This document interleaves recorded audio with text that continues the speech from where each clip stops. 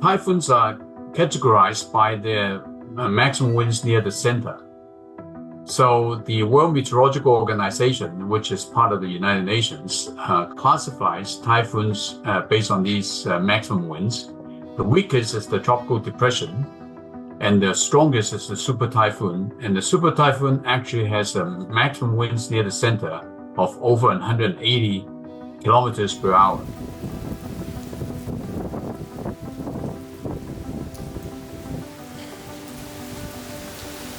So obviously the first thing to do is to make sure that the strong winds won't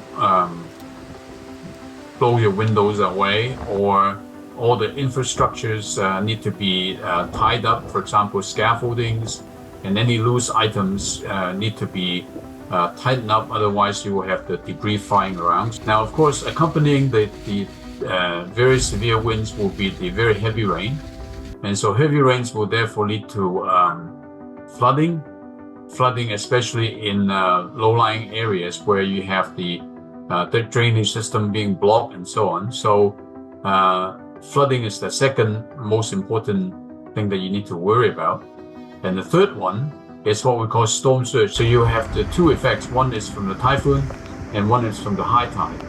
And that add together is called the storm tide, which then can give you very high water levels near the shore.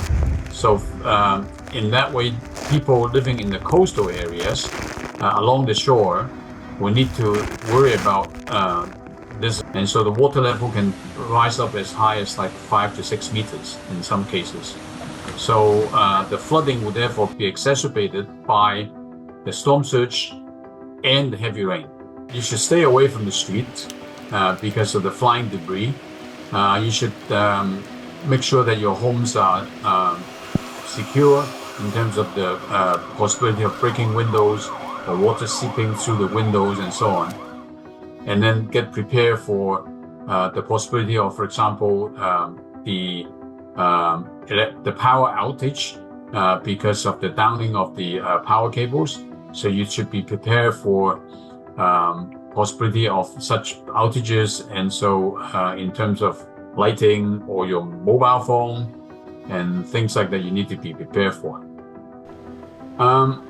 I think the important thing for people to be aware of is that you cannot just say, this is just another typhoon. So there are some typhoons that are really severe, and there are some typhoons that are relatively weak. So you should pay attention to what the warnings are and what you need to do. And so don't say that, it's just another typhoon and I can just go out and enjoy myself. So you can get yourself killed.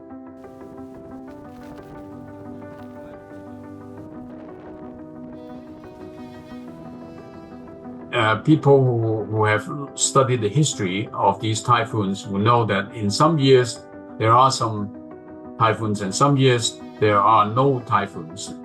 So these variations come in and out. So these last few years we might see a few more typhoons hitting our region, but in some previous years there were a lot more typhoons hitting further north, like in Shanghai or even in Korea and Japan. So what we see is that there are these what we call flip-flops. So sometimes you have more in the north and sometimes more in the south.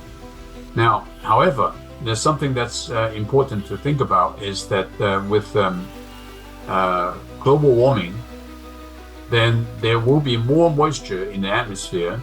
And as a result of that, what happens is that there will be more intense typhoons and there will be more intense rainfall. So we need to be careful. Even if there are not that many typhoons, one is good enough to kill you.